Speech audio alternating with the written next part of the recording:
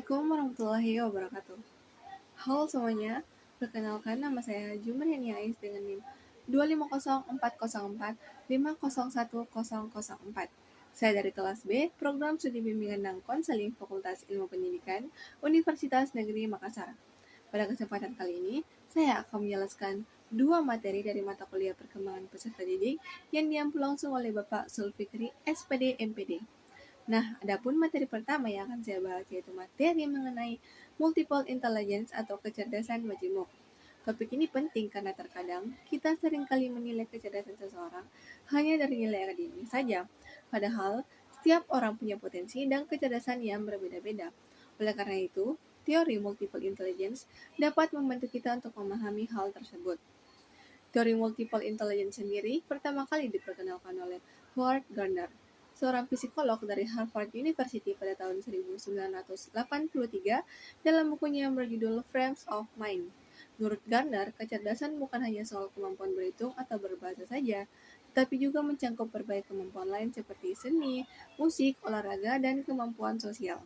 Artinya, setiap orang punya kombinasi kecerdasan yang unik dan semuanya bisa berkembang jika dilatih dengan baik. Gardner mengungkapkan ada 8 jenis kecerdasan utama yang dimiliki oleh seorang individu. Jenis kecerdasan yang pertama adalah kecerdasan linguistik atau verbal. Kecerdasan ini berkaitan dengan kemampuan menggunakan kata-kata secara efektif, baik secara lisan maupun tulisan. Mereka mudah mengekspresikan pikiran lewat bahasa dan sering terlihat percaya diri saat berbicara di depan umum. Contoh profesi yang memiliki kecerdasan ini seperti penulis, pembawa acara, jurnalis, dan seorang guru. Selanjutnya adalah kecerdasan logika matematika. Kecerdasan ini berhubungan dengan kemampuan berpikir secara logis, menganalisis pola, dan memecahkan masalah. Orang yang memiliki kecerdasan ini biasanya senang bekerja dengan angka, rumus, atau dengan eksperimen. Mereka cepat memahami hubungan sebab akibat dan dapat berpikir secara sistematis. Contohnya dapat kita lihat pada profesi seperti ilmuwan, insinyur, akuntan, dan seorang programmer. Kemudian ada kecerdasan visual spasial, yaitu kemampuan untuk membayangkan bentuk, ruang, dan arah secara jelas. Orang dengan kecerdasan ini sangat peka terhadap warna, pola, dan detail visual. Kecerdasan ini membuat seseorang kreatif dalam berpikir secara visual dan imajinatif. Contohnya seperti seorang arsitek, fotografer, pelukis, dan desainer grafis. Jenis berikutnya adalah kecerdasan kinestetik, yaitu kemampuan menggunakan tubuh untuk mengekspresikan ide atau melakukan keterampilan fisik. Orang dengan kecerdasan ini lebih suka belajar dengan praktik langsung, bukan hanya dengan mendengarkan teori saja, karena mereka belajar paling efektif melalui gerakan dan pengalaman nyata. Contohnya seperti seorang atlet, penari, aktor, atau bahkan montir, yang menggunakan koordinasi tubuh dan motorik halus dalam pekerjaannya. Selanjutnya ada kecerdasan musikal. Orang dengan kecerdasan ini dapat dengan mudah mengenali pola musik, nada, dan irama. Mereka biasanya menyukai kegiatan yang berhubungan dengan musik seperti menyanyi, bermain alat musik, atau menciptakan lagu. Contohnya seperti seorang penyanyi, komponis, atau pemain band. Berikutnya adalah kecerdasan interpersonal, yaitu kemampuan untuk memahami orang lain dan menjalin hubungan sosial dengan baik. Orang yang memiliki kecerdasan ini biasanya peka terhadap perasaan, motivasi, dan keinginan orang lain. Profesi yang sering menunjukkan kecerdasan ini antara lain itu seorang guru, konselor, pemimpin, dan negosiator. Lalu ada kecerdasan intrapersonal yang berhubungan dengan kemampuan memahami diri sendiri. Orang dengan kecerdasan ini sadar akan perasaan, kekuatan, dan kelemahan dirinya. Mereka biasanya reflektif, mandiri, dan bijak dalam mengambil keputusan. Kecerdasan ini sangat penting untuk penilaian diri dan pengembangan kepribadian. Contohnya seperti seorang penulis, filsuf, atau motivator. Selanjutnya itu kecerdasan naturalis, yaitu kemampuan untuk mengenali dan memahami alam, hewan, serta lingkungan sekitar. Orang dengan kecerdasan ini peka terhadap perubahan di alam dan memiliki rasa ingin tahu besar terhadap fenomena lingkungan. Profesi yang mencerminkan kecerdasan ini seperti petani, peneliti lingkungan, ahli biologi, atau pencinta alam. Perkembangan kecerdasan majemuk individu dipengaruhi oleh beberapa faktor utama. Faktor yang pertama yaitu faktor genetik, yaitu potensi bawaan yang diwariskan dan menjadi dasar kemampuan seseorang. Faktor yang kedua yaitu lingkungan dan pengalaman belajar, yang memberikan rangsangan bagi berkembangnya berbagai jenis kecerdasan yang dimiliki oleh seorang individu. Faktor yang ketiga yaitu pendidikan dan pola asuh, di mana guru maupun orang tua memiliki peran penting dalam memfasilitasi perkembangan potensi peserta didik. Selain itu, faktor motivasi dan budaya juga turut membentuk cara individu berpikir, berinteraksi, dan mengekspresikan dirinya. Dengan demikian, kecerdasan majemuk tidak hanya bersumber dari aspek bawaan, tetapi juga merupakan hasil interaksi antara faktor biologis, psikologis, dan sosial. Dalam dunia pendidikan sendiri, teori ini sangat bermanfaat di mana guru bisa memahami bahwa setiap siswa memiliki keunggulan yang berbeda-beda. Ada siswa yang cepat tanggap secara verbal, ada yang lebih memahami lewat praktik, dan ada pula yang unggul di bidang seni atau musik. Oleh karena itu, metode belajar sebaiknya tidak hanya berfokus pada ceramah atau membaca buku saja, tetapi juga dapat dikolaborasikan dengan kegiatan seperti permainan, proyek kelompok, dan kegiatan kreatif lainnya. Dengan cara ini, semua siswa punya kesempatan untuk berkembang sesuai dengan kecerdasan yang mereka miliki. Kesimpulannya, teori multiple intelligence mengajarkan kita bahwa setiap individu itu cerdas dengan caranya masing-masing. Tugas kita adalah menemukan kecerdasan itu dan mengembangkannya dengan sebaik mungkin. Materi kedua yang akan saya bahas pada video kali ini yaitu materi mengenai perkembangan kognitif. Perkembangan kognitif sendiri adalah proses di mana seseorang belajar berpikir, memahami, mengingat, dan memecahkan masalah. Kognitif sendiri berkaitan dengan segala hal yang berhubungan dengan proses berpikir, termasuk cara kita memperoleh pengetahuan, mengolah informasi, dan mengambil keputusan. Teori perkembangan kognitif ini sangat penting karena dapat membantu kita untuk memahami bagaimana cara seorang anak berpikir dan belajar seiring dengan pertumbuhan dan pertambahan usianya. Menurut Jean Piaget, seorang psikolog asal Swiss, perkembangan kognitif adalah proses bertahap di mana anak membangun pemahaman tentang dunia melalui pengalaman dan interaksi langsung dengan lingkungannya. Piaget meyakini bahwa anak bukan hanya menerima informasi pasif, tetapi aktif membangun pengetahuannya sendiri. Artinya, mereka belajar dengan mencoba bereksperimen dan berinteraksi langsung dengan dunia sekitar. Piaget membagi perkembangan kognitif menjadi 4 tahap utama, di mana pada setiap tahap memiliki cara berpikir yang berbeda dan sesuai dengan usia anak. Tahap-tahap ini membantu kita untuk memahami bagaimana pola berpikir anak berkembang dari yang sederhana menjadi lebih kompleks. Tahap yang pertama adalah tahap sensori motor, yang terjadi pada usia 0 hingga 2 tahun. Pada tahap ini, bayi mulai belajar melalui indera dan gerakan tubuhnya.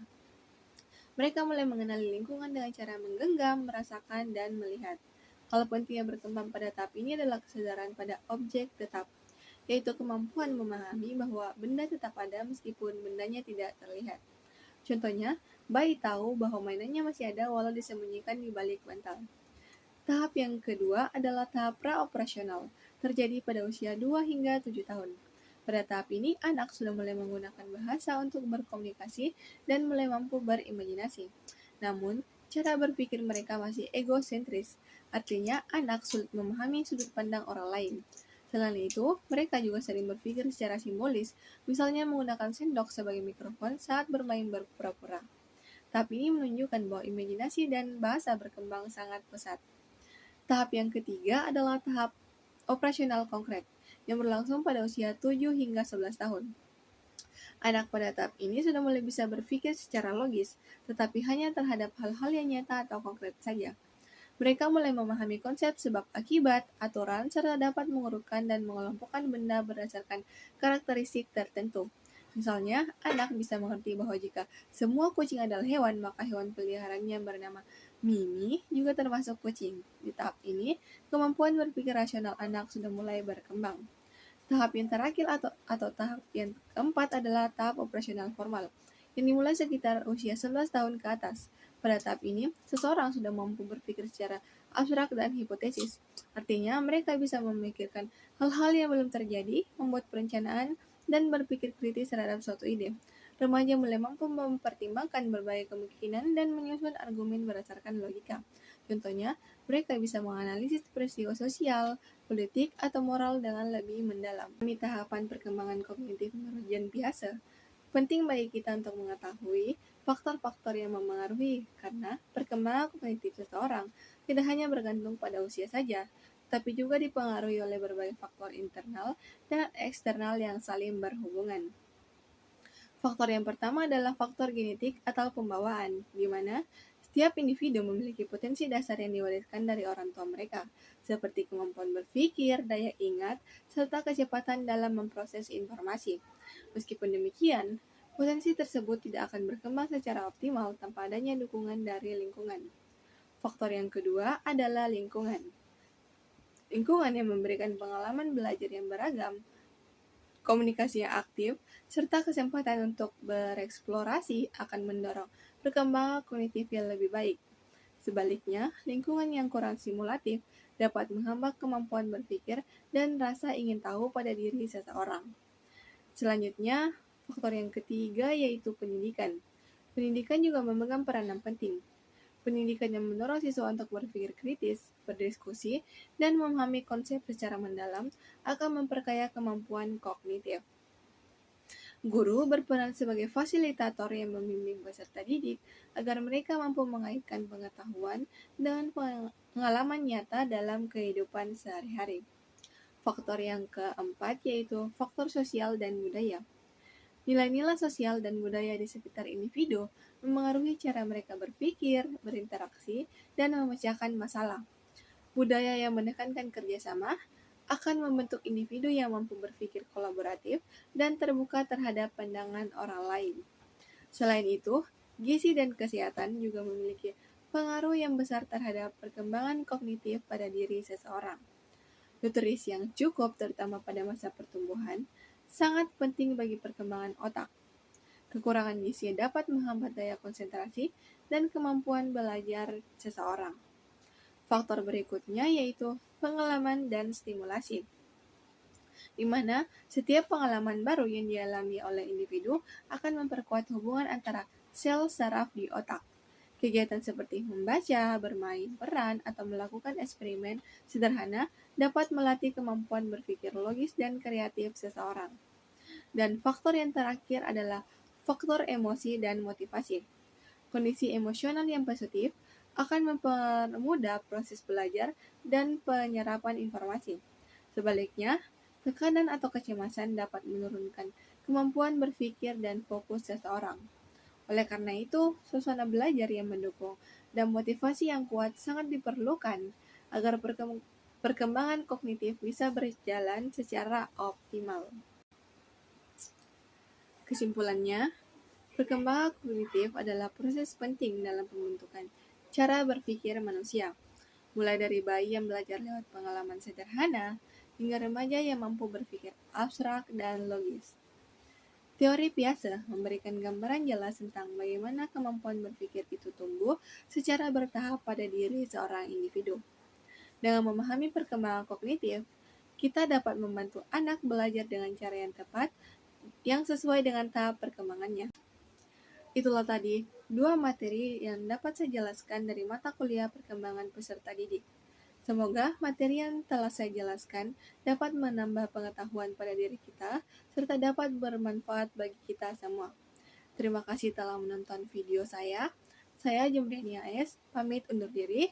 Wassalamualaikum warahmatullahi wabarakatuh.